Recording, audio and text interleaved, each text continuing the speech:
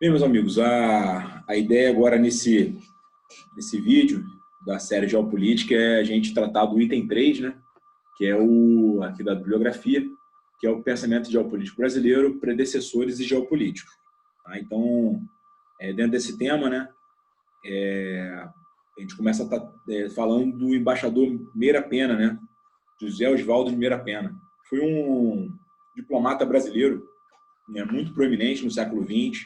Ele viveu 100 anos, né? De 1917 até 2017. E ele teve um papel muito importante em diversos acontecimentos do Brasil. Por exemplo, ele era embaixador de Israel durante o período da Guerra dos Seis Dias. Né? Ele tem um livro muito bom dele chamado Em Berço Esplêndido, que trata aí dos problemas do Brasil.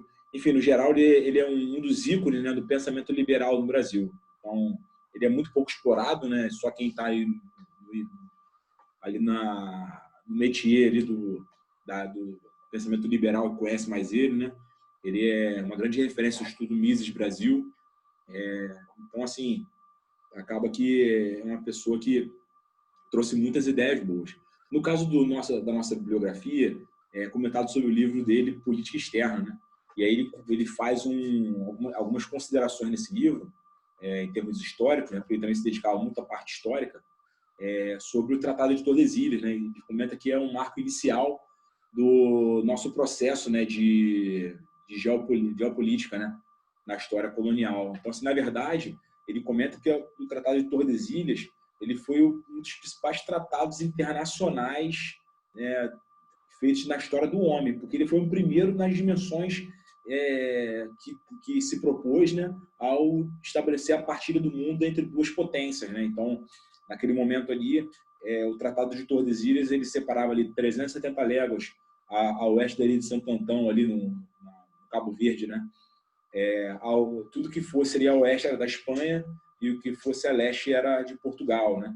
Isso aí foi uma revisão da bula intercoeteira, que é anterior, de 1493, que colocava 100 léguas, né, do Cabo Verde. Aí isso aí foi uma manobra de Portugal, porque Portugal percebeu que assim poderia ficar de fora da corrida colonial no Novo Mundo, né? Então foi um embate em termos internacionais bem interessante ali no final do século XV, tá bom? E aí no século XVI ele visualizou, né, já, né, com a questão do Tratado de Tordesilhas, aquelas duas regiões de confrontação, né, que é um tema base para quase todos os pensadores geopolíticos brasileiros, que tem essa preocupação bem grande, efetivamente, com as fronteiras terrestres do Brasil, as grandes fronteiras terrestres do Brasil, né, em especial aí na área da Amazônia, e também alguns pensadores, tipo Terezinha de Castro, né, que Meira Martins falou sobre isso também, essa preocupação, o governo do Couto Silva, essa preocupação também com a frente atlântica do Brasil, né, o grande litoral que o Brasil tem. Mas, no geral, a gente vai notar, a gente vai conversar sobre isso em Oceano Política, o pensamento no Brasil foi mais, digamos assim, geopolítico em termos assim, terrestres, né? Então, assim, preocupou-se muito com a área terrestre, a expansão para o oeste do Brasil foi muito bem executada, inclusive, né? Essas dimensões continentais que o Brasil tem é muito devido a essa ideia aí, né, da marcha para o oeste, né, que foi sacramentada ali com o Tratado de Madrid, né, que definiu ali as contendas territoriais entre os países ibéricos, né? Foi um dos últimos tratados ali envolvendo potências europeias ali na Península Ibérica. Depois isso já começou a ceder ali para a Holanda e depois para a Inglaterra. Enfim, a gente tem que então ter noção, né, que Meira Pena ele trouxe tudo isso para a gente aí de importante, tá? Então a gente entender essa parte aí principalmente do Tratado de Tordesilhas aí, as suas múltiplas funções, que a gente vai falar mais disso aí, né? Da questão principalmente da interiorização e da integração do Brasil, tá bom? E também chama atenção aqui para o historiador português Gabriel Soares de Souza, né, que foi um pioneiro ao afirmar que o Brasil tem todas as potencialidades, todas as características para se tornar uma grande potência no mundo, tá? Vai ser um dos grandes estados aí do futuro, né? Então isso foi colocado também, e também uma tônica que trazida, né, de forma bastante recorrente por muitos geopolíticos brasileiros. Depois disso, já no século XIX, né, a gente tem aí a figura de José Bonifácio, né, um dos grandes digamos assim, lutadores, né, da independência, né, do Brasil. Ele tem uma obra, né, na verdade, uma coleção de documentos chamados Lembranças e Apontamentos. Nesses documentos, né,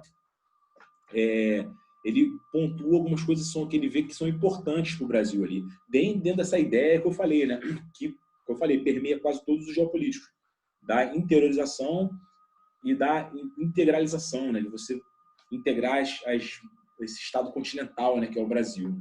E aí, algumas ideias de José Bonifácio são bem interessantes. A primeira, por exemplo, é a modificação da capital, né, do Império para uma região ali na área de Paracatu, que, coincidentemente, seria muito próximo do Brasília. O Rio fala em torno de 60 quilômetros de Brasília. Tá? É bem importante, aí, por razões aí, bem geoestratégicas, né, por afastar a capital ali do litoral, da ação do mar, enfim.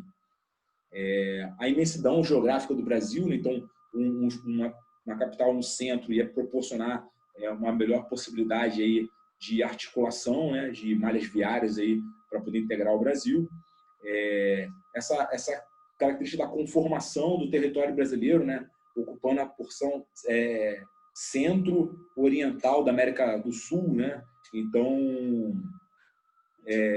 a gente vê aí que existe uma necessidade aí de você ter uma cidade ali bem no meio, poder dar também essa ideia aí mais centralizada, né? Então, assim, no geral, essa é a ideia de José Bonifácio. E aí a gente avança também para... Na verdade, não avança, vem um pouco para trás, né? Considerando o pensamento de Alexandre Gusmão. Lembra que eu comentei sobre o Tratado de Madrid? Um dos diplomatas que mais brasileiros, né, que mais tiveram atuação em como ficou conformado, né, como ficou acertado o Tratado de Madrid, foi Alexandre Gusmão, porque ali ele colocou a ideia, né, do uti possidetis, né, aquela coisa de quem está presente na Terra é o dono da Terra, né, quem está com pele na Terra, né? E aí ele confirmando aquele processo de entradas e bandeiras que aconteceu no Brasil, né, a partir ali do século XVII, isso aí proporcionou aí que o Brasil ganhasse uma extensão territorial considerável, tá certo? Então, isso aí, né, lembrando o movimento dos bandeirantes, a gente também tem essa ideia aí, tá bom? Aí agora, com isso a gente falou de todos os predecessores, né? Então, reparem que já com os predecessores a gente tinha essa preocupação realmente aí com você integrar e interiorizar o Brasil, né? Então, agora a gente vai ver que isso aí vai ser aprimorado, tá certo? Então, de cara, a gente já chama aqui como um dos grandes geopolíticos brasileiros, né, de todos os tempos, o nosso Marechal Mário Travassos, né? Então, na época da década de 30 ainda, né, junto com o pioneiro da geopolítica no Brasil, Everardo Berghauser, ele trouxe algumas ideias bem interessantes aí que eu vou passar a falar a partir de agora. Só uma biografia rápida de Mário Travassos, né? Ele é veterano da Segunda Guerra Mundial, né? Participou da FEB, ele também idealizou e foi o primeiro comandante da AMAN, tá? Então ele é uma figura de grande proeminência no Exército Brasileiro, tá? E então, dito isto, bom, fala um pouquinho do pensamento geopolítico de Mário Travassos, né? Ele transpôs aquela ideia de Hartland, do Mackinder, né?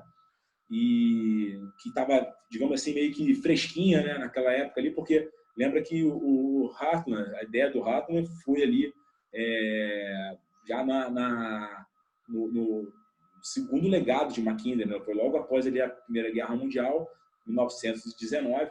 Então, assim, a gente tem ali uma concepção de Hartland ali para a área ali da Rússia que Mário Travassos trouxe para a América do Sul, né? E aí, em cima dessa ideia, ele criou aquela concepção do Triângulo Boliviano, né?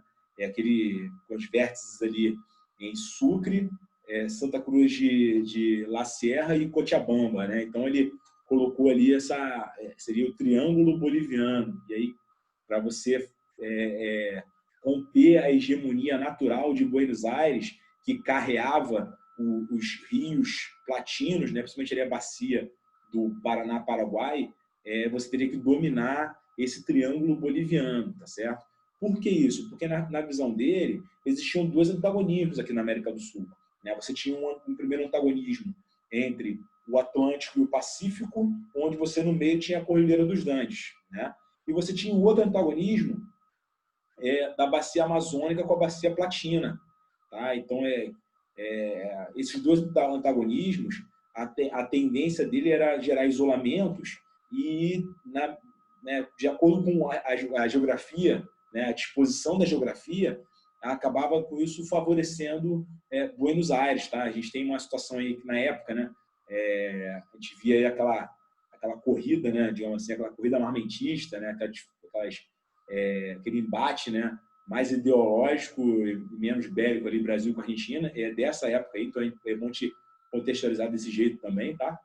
E assim, a preocupação de Travassos era fazer com que a gente saísse dessa hegemonia de Buenos Aires, tá? Essa hegemonia portenha, porque só assim talvez ele pensava que o Brasil poderia se despontar aí como potência né, que viria a ser aí no século XXI, tá bom?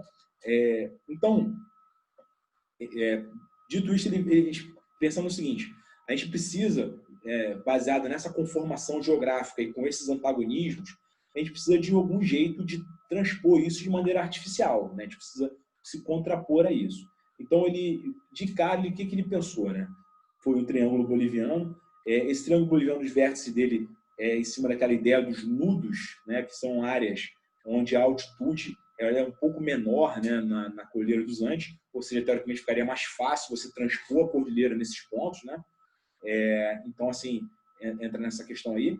E aí ele traz um conceito que é imprescindível, que até hoje é um conceito muito recente, né? Ele falou isso na década de 30 e até hoje é um conceito assim, extremamente recente, que é a chamada articulação transversa, né? O que é isso? Ele imaginava que você precisava de uma articulação em termos de modal rodoviário e ferroviário que liberasse o Brasil dessa tendência, né, dos recursos serem carreados pela bacia platina, tá certo?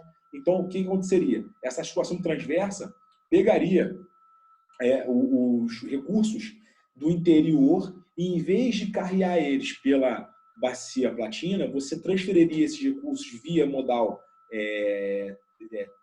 rodoviário e ferroviário para os portos no litoral do Brasil, tá certo? Isso aí você faria com que você revolucionasse a forma como você escoaria a produção, tá certo? E aí, a gente fazendo isso aí, considerando aí os dois antagonismos, né, do Atlântico e do Latino, a gente faria, de fato, né, a soldadura do Brasil platino ao Brasil amazônico. Tá? Então, na verdade, a gente faria aí um jeito de conduzir tudo que está na parte amazônica, a parte que iria para o platino, iria sair tudo por essa articulação transversa. Tá? Isso geraria um potencial econômico assim, gigantesco para o Brasil. Tá? E ele concebeu isso por meio de uma boa infraestrutura de transportes. Tá?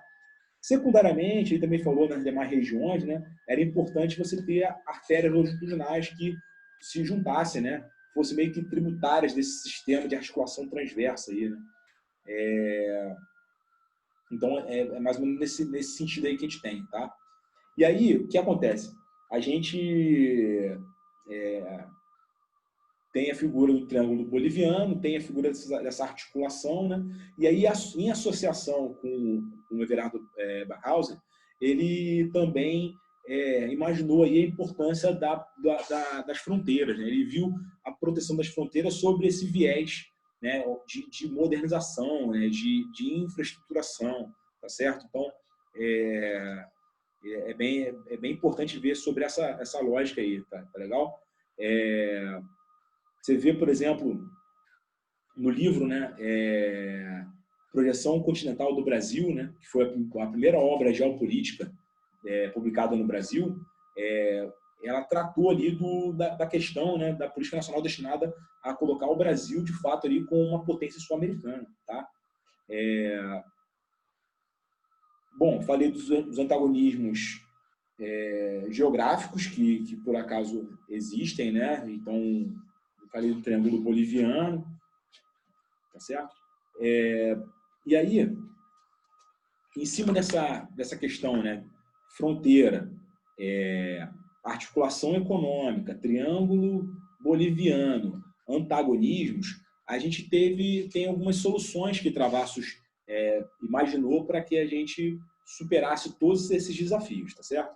Então, a primeira coisa que ele imaginou, né, para a gente superar essas dificuldades, principalmente geográficas, é uma rede ferroviária, né, que eu falei da articulação transversa, né, essa rede ferroviária que fizesse aí a rocada dos recursos ali na área ali, bacia amazônica com a Platina e levasse isso para portos brasileiros, tá? Santos, Paranaguá, São Francisco do Sul, Porto Alegre, Rio Grande, tá? E todos esses portos, de fato, se tornaram portos de elevado volume de tráfego, né, por causa disso, né? A gente vê aí, de fato, acontecendo aí os que vieram a ser conhecidos depois como corredores de exportação, tá? Então, essa ideia do corredor de exportação, né, é um projeto geopolítico que foi imaginado por Travassos, tá? Então, isso pode ser, talvez, até questão de prova, tá bom? Isso aí, qual era o grande lance, né, dessa história toda aí? É neutralizar a influência platina, tá? Porque se isso não fosse feito, a gente ia acabar perdendo essa possibilidade de fazer esse escoamento de recursos, porque existe uma tendência natural de escoamento pelas hidrovias da Bacia do Prata, tá bom? Tem uma outra questão também que ele coloca, que é estabelecimento de uma ferrovia, tá, que ligasse o Brasil até Santa Cruz de La Sierra, que é um dos vértices lá do Triângulo Boliviano, passando pelos Nudos, e que chegasse até Arica, lá no Chile. Tá? Para que isso? Porque essa ferrovia ela faria, digamos assim, uma superação, né, da barreira geográfica dos Andes, que coloca em antagonismo aí o Atlântico e o Pacífico, tá certo? Então, ele imaginou essa ferrovia, né, com esse itinerário para superar essa dificuldade, tá certo? E ele também imaginou uma outro ramal, né, principalmente de ferrovias, né, na área do noroeste do Brasil, né, que ligasse ali toda a área do centro-oeste do Brasil até o Paraguai, para de fato fazer a soldadura, né? Então, com isso, você fecharia a soldadura e conseguiria fazer a rocada de todos os recursos que você tem ali no interior do Brasil, tá? Que são ali produzidos no interior do Brasil e seriam levados para os portos no litoral, tá certo? No litoral do Brasil, obviamente. E para fechar, né, ele também considerou a necessidade importante de interligação das capitais da América do Sul, principalmente pelo modal aéreo, tá? De superar as dificuldades geográficas, tá? Então ele forçou bastante essa ideia do transporte intermodal, né? Como uma maneira de você superar os desafios geográficos que hoje nós presenciamos aí, né? Que a gente teria presente aí na América do Sul, tá certo? Bom, eu cheguei a comentar um pouquinho aqui de Everaldo Beckhausen, e só toda vez que a gente falar de Everaldo Beckhausen, a gente tem que ter em mente o seguinte: falou dele, falou de fronteira, tá? Uma das principais preocupações do professor Everaldo Beckhausen foi o eventual abandono que as fronteiras brasileiras tinham, em especial na Amazônia, onde apenas poucos pelotões de fronteira do Exército faziam ali uma ação de presença em áreas de milhares de quilômetros, tá certo? Então, e aí, isso já foi questão de prova, ele propôs, né, a criação de alguns territórios para que houvesse ali, de fato, ali uma possibilidade de você gerar ali uma ação de presença do Estado, concentrar pessoas, melhorar a atividade de serviço, enfim, favorecer ali um processo de desenvolvimento econômico que garantiria o fortalecimento das fronteiras do Brasil e, assim, a nossa segurança nacional, tá certo? Então, de fato, né, essa ação de Backhouse foi essencial, né, para que fosse criado, né, os estados de Amapá, Roraima, Rondônia, e além de Fernando de Noronha, Ponta Porã e Foz do Iguaçu. Tá? Esses 6 no total, sendo que os 3 primeiros, né, Amapá, Roraima e Rondônia, se tornaram verdadeiramente unidades federativas do Brasil, né? E o restante depois foi incorporado pelas demais unidades federativas, né? Então, como eu falei, a ideia era fortalecer. Tá? Você vai povoar, né? Você ia gerar facilidade para povoamento, e aí você estabeleceria daí uma melhor facilidade ali para a defesa das nossas fronteiras, tá bom? Agora, passando para o brigadeiro Lisias Rodrigues, ele escreveu o livro Geopolítica do Brasil, e aí o que ele chamou a atenção, nesse caso aí, e que a gente entende que até hoje é uma necessidade bastante premente, né? Ele foi pioneiro ao enxergar isso, que é a importância que num país como o Brasil de dimensões continentais haja um desenvolvimento contínuo das comunicações aéreas, tá certo? A gente tem diversas comunidades isoladas, em áreas muito distantes, né, do Brasil, né? Então, o papel das linhas aéreas, na visão de Lisias Rodrigues, era fundamental para que a gente pudesse integrar o Brasil de uma maneira mais satisfatória, tá certo? Ele também tem uma grande preocupação com as fronteiras ao norte, né, com, teoricamente, estados europeus, né, as Guianas, o Suriname. Ele tinha uma preocupação grande ali, e também a ideia de, dali, então, você ter boas bases ali para poder operar com a aviação dali, tá certo? Agora, passando para o jornalista Cassiano Ricardo. Né? Cassiano Ricardo, ele foi um jornalista, historiador, ele tem uma obra, né, que perdurou durante muitos anos, né? Ele começou essa obra na década de 1940 ainda, e finalzinho da década de 30, na verdade, ali, início da década de 40, e perdurou até a década de 1970, tá? Chamada Marcha para o Oeste. Tá? Então, ele começou a escrever ali, meio que para justificar ali ele era um apoiador do Estado Novo, aquela época do estabelecimento do Estado ditatorial de Getúlio Vargas, né? E ele já apoiava, né, a ideia de Getúlio Vargas de desenvolvimento, né, de gerar ali uma maior interiorização do Brasil, se transformar áreas que estavam ali isoladas, né, áreas do cerrado, áreas, né, de florestas, né, em verdadeiros, como dizia ele, mananciais de riqueza, né? Então, ele foi construindo o pensamento dele ao longo do tempo, né? Então, inicialmente ali com Getúlio Vargas, depois já na era Juscelino Kubitschek, ele também se alinhou, né? E também considerou, né, a ideia de desenvolvimento ali de Kubitschek dentro dessa ideia, alinhado com a questão da marcha para o oeste, né? E no sentido de integrar o Brasil. E depois, mais na frente, ele também considerou ali, né, já na quarta e última edição, né, da obra Marcha para o Oeste, ele considerou também, na época do regime militar já, aquela preocupação, né, que os governos militares tinham com a integração da região amazônica ao Brasil. Tá? Então, ele viu isso com muito bons olhos e considerou isso na última edição dele, já na edição da década de 1970. Tá bom? Então, essa aí é a parte de Cassiano Ricardo. Bom, passar agora para o general Gomes do Couto Silva, que um dos grandes expoentes do pensamento geopolítico do Brasil. Né? Ele teve uma grande influência no governo Castelo Branco, principalmente, né? Junto com as elites ideológicas da ESG, um momento ali bastante importante do Brasil, que foi o início do regime militar. Lembrando um pouquinho lá do estudo de política externa brasileira, né?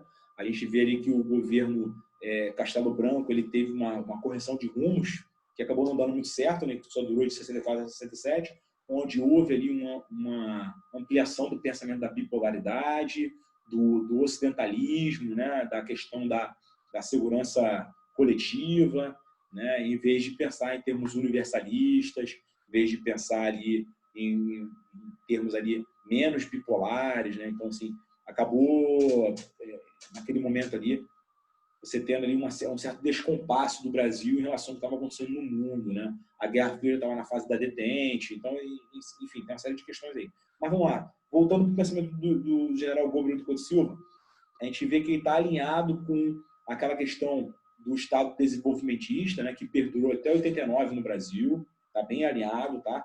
E na obra dele ele faz digamos, uma radiografia, vê se a gente não usa essa palavra, né? Radiografia do Brasil, tá?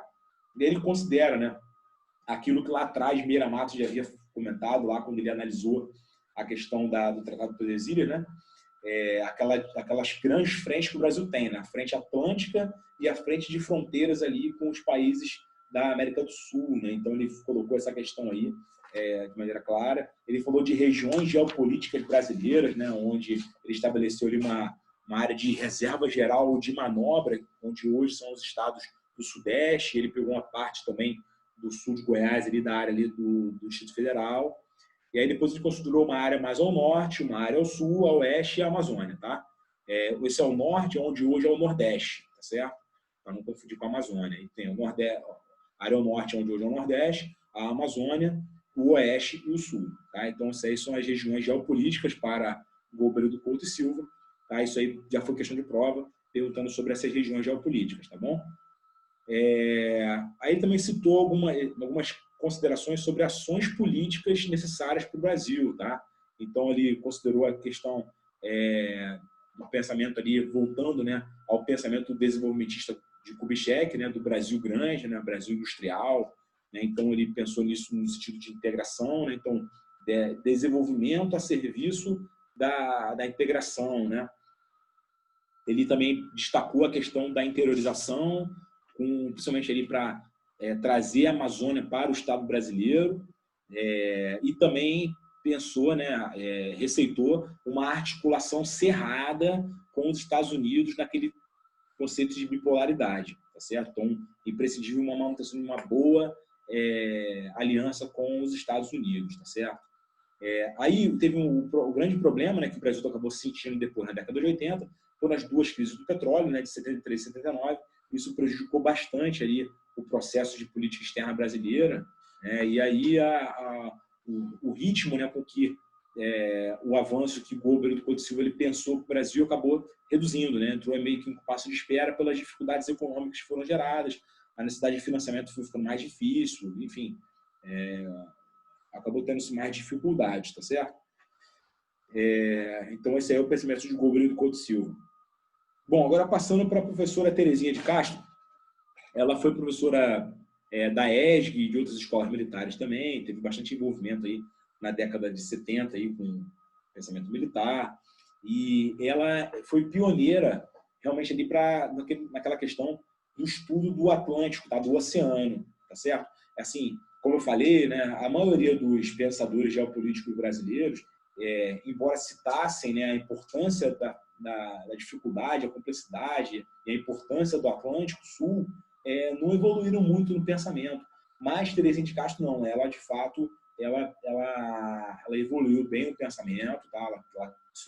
Ela criou toda uma estrutura ali que permitiu ali um arcabouço teórico bem interessante para o desenvolvimento ali de diversos passos que o Brasil tomou, né, que hoje a gente vê sendo materializados aí, que foram idealizados lá atrás por Terezinha de Castro, tá bom?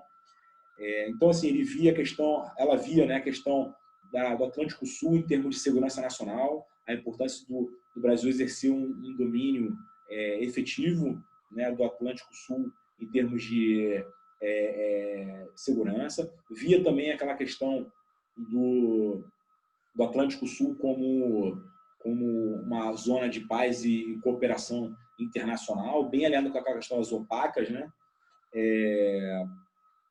Pensou, né, naquela questão do Cone Sul em termos de integração, isso se materializou, vou comentar sobre isso aí com o Mercosul, tá?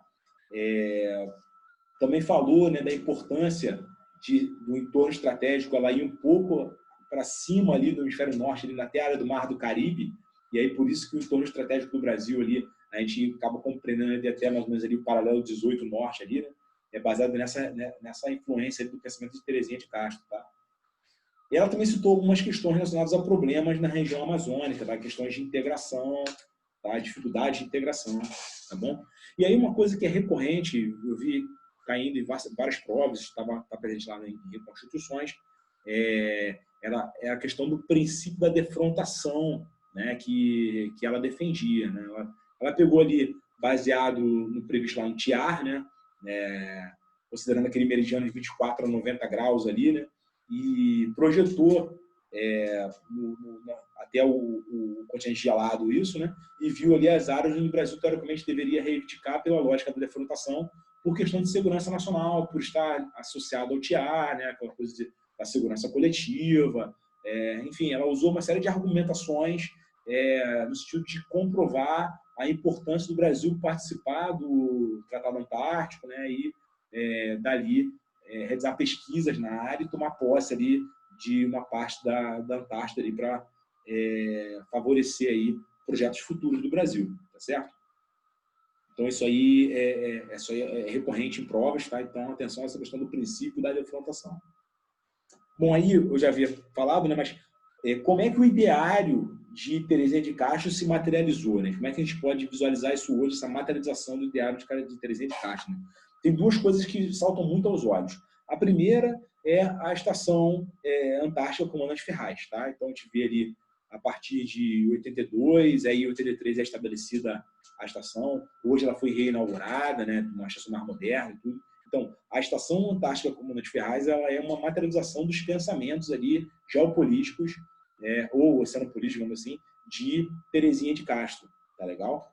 E também a questão do Mercosul, tá? A ideia de uma área de cooperação no Cone Sul está bem alinhado com as ideias de Terezinha de Castro, tá bom? Então, essas duas coisas podem ser também questão de prova, tá? Ligados aí à materialização do pensamento de Terezinha de Castro, tá bom? Aí eu queria agora passar a tratar de na minha concepção, tá? Dos maiores geopolíticos do Brasil, que foi o general Meira Matos, tá? Bom, o pensamento do general Meira Matos é bastante complexo, né? E tem uma série de questões interessantes para analisar, mas assim, para fazer as coisas ficarem um pouquinho mais simples, a gente vai dividir ela em alguns contextos, tá bom? Esse pensamento dele em algum contexto, tá bom? Porque assim, tem muita obra, né, de Meira Matos, né? Então, assim, vou falar algumas coisas, né? Primeiro, baseado na ideia, né, daquela teoria do desafio e resposta lá do Toynbee, né? Ele falou sobre as questões relacionadas ao poder perceptível, né? Então, ele basicamente comentou o quê, né? De cara, né? Ele, no pensamento realista dele, né? Ele imaginava um Brasil grande, um Brasil integrado, um Brasil que tivesse condições de se projetar internacionalmente, tá? Ele imaginava o Brasil com esse viés, tá bom? Então, o que ele fez? Ele pegou a teoria do desafio e resposta do Toynbee e combinou com o pensamento geopolítico de Ray Klein, tá? Ray Klein tinha digamos assim, uma forma de parametrizar o poder perceptível de um país, tá? De um estado, tá certo? E aí nessa época, né, que o Brasil estava crescendo, milagre brasileiro, né? Então o Brasil precisava ter um respaldo, digamos assim, doutrinário, teórico para a expansão dele, né? Então, a gente vê aí a questão aí dessa inspiração dele com relação a essa parte aí do Toynbee com o Ray Klein, né? Isso pode ser questão de prova, né? E aí, o que ele faz? Ele, baseado nessas duas teorias, ele cria uma fórmula, digamos assim, inspirada em Ray Klein, de poder relativo, tá legal? Ele muda um pouquinho, né? A fórmula de Ray Klein, e ele considera, em vez de bondade nacional, ele considera na parte dos critérios intangíveis, né? Ele não muda nada dos critérios tangíveis, então na parte de massa crítica, né, que é a população com território, a capacidade econômica e tecnológica, a capacidade militar, que é a primeira parte da fórmula, o C, o E e o M, essa parte tangível ele não muda nada, mas na parte intangível, o que ele faz?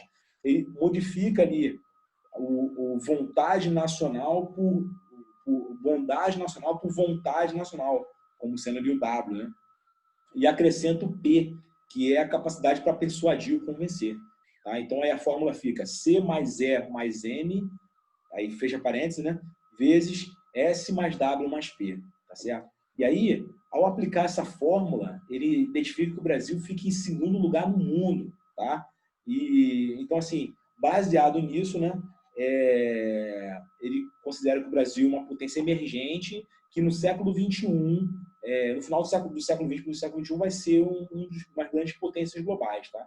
Depois de ele acaba revendo a teoria dele e fala que isso deveria acontecer por volta de 2020, tá? Já mais para o final já das obras dele, tá bom?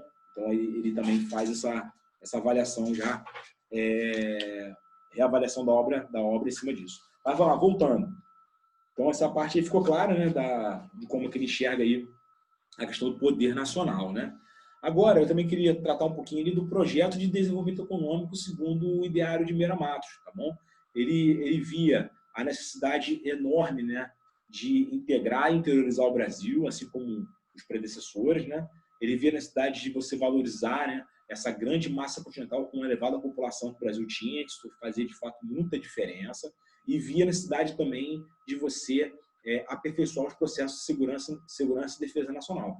Tá? Então, é bem interessante essa parte aí. Tá bom? Ele também comentou sobre a parte de desenvolvimento da Amazônia. Tá? Ele considerou ali, como ponto de partida da análise, o Tratado Pan-Amazônico, que foi assinado entre os países condôminos ali da Bacia Amazônica, né? E considerou que um projeto regional comum de desenvolvimento, né, facilitaria o processo de integração da Amazônia e também facilitaria ali a defesa da nossa soberania naquela área ali, né, por meio de um avanço equilibrado ali da área, tá bom? Então, assim, em cima disso, ele pensou num caminho, né, de desenvolvimento nacional por meio ali de caminho meio que de mãos dadas, né, com a segurança nacional, tá certo? Então, assim, o Brasil se desenvolvendo e a segurança nacional aumentando ali para e passo, tá certo? Tem um programa que se inspirou bastante na lógica de Meira Matos, na ideia de Meira Matos, que dura até hoje, que pode ser questão de prova, que é o programa Calha Norte, tá? Que ele foi iniciado em 85, dura até hoje. Inclusive, diversos OM de marinha na área da Amazônia Oriental e Ocidental são beneficiados desse programa. E, assim, ajuda bastante ali o processo de desenvolvimento e integração da Amazônia. Isso é inspirado nas ideias de Meira Matos, tá bom? Bom, ainda falando em Amazônia, ele tem a ideia dos polos, né, de desenvolvimento. Ele fala da necessidade de ser estabelecido 3 polos de desenvolvimento, um no norte, né, na área ali de Boa Vista, tá, para poder congregar ali a parte de Venezuela, Suriname, Guianas, tá? Um outro ali na passagem ocidental, né, seria ali a parte de Peru e Equador, seria onde hoje está ali a área de Letícia, tá? Tríplice fronteira ali, Santa Lúcia, Tabatinga e Letícia, né? E até chegada a Iquitos, tá bom? E uma outra área, já no canal sudoeste, seria a área de Peru-Bolívia, né? Próximo ali onde está hoje situado o Rio Branco, tá bom? Ele também defendeu para a Amazônia a importância da vertebração da região amazônica, né?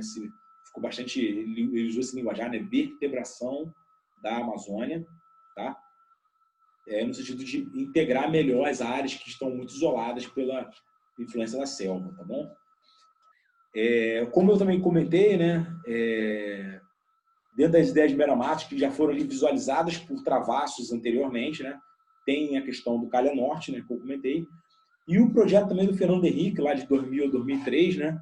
Que tentou aí reduzir o custo do Brasil, né? Melhorar essa questão aí dos corredores de exportação, né? Que é o programa Avança Brasil, tá? Então, o programa Avança Brasil ele também teve essa inspiração aí nas ideias de Meira Matos, tá? Que foram ali pensados inicialmente por Travassos, tá bom? Então, esses 2 programas aí, não sei se pode ser perguntado em prova, tá? Mas acho que eu vi uma reconstrução que estava perguntando aí sobre isso, tá? Então, o programa Calha Norte e o Avança Brasil, tá bom? Sendo que o Calha Norte dura até hoje, tá? E tá ali sobre ali os auspícios ali do MD, tá bom? Bom, então, para fechar, pessoal, um resumo ali breve ali sobre a geopolítica brasileira, né? Então, assim, a gente repara, né, que as proposições de todos os predecessores e os geopolíticos em si meio que convergem em algumas coisas, tá? A gente vê, por exemplo, a questão do Brasil grande, né?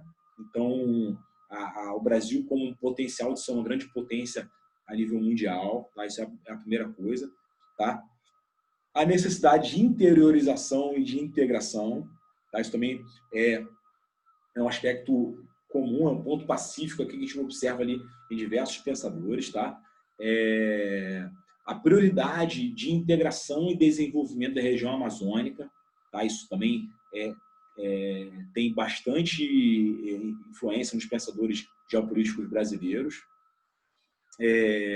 O valor da maritimidade para o Brasil, tá? A presença do Brasil no Atlântico Sul, tá? Isso aí foi bem visualizado, principalmente por Roberto Couto Silva e Terezinha de Castro, tá? Aquela coisa do princípio da defrontação, aquela coisa toda lá, tá? A importância de integração territorial por meio de diversos modais de transporte e das capitais da América do Sul, tá? Aí entra naquela coisa do brigadeiro Lisias Rodrigues e de Mário Travassos, tá bom? Dentro desse conceito também de desenvolvimento e integração, entra a parte também de desenvolvimento tecnológico, tá? O desenvolvimento que passa ali pela parte econômica, social,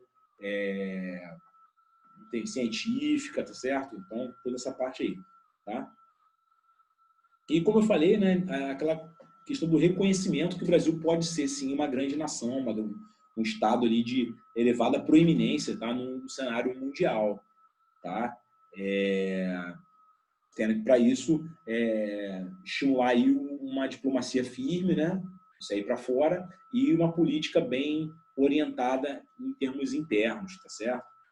Só um último comentário, que eu esqueci de comentar bem no iniciozinho, é que o embaixador Meira Pena, ele fez um trabalho também bem interessante sobre essa cultura que o Brasil tem e, na verdade, acabou ficando meio que em toda a América Latina, né? Mas é bem presente no Brasil e que hoje vem se tentando romper com isso, que é a questão da cultura patrimonialista, né?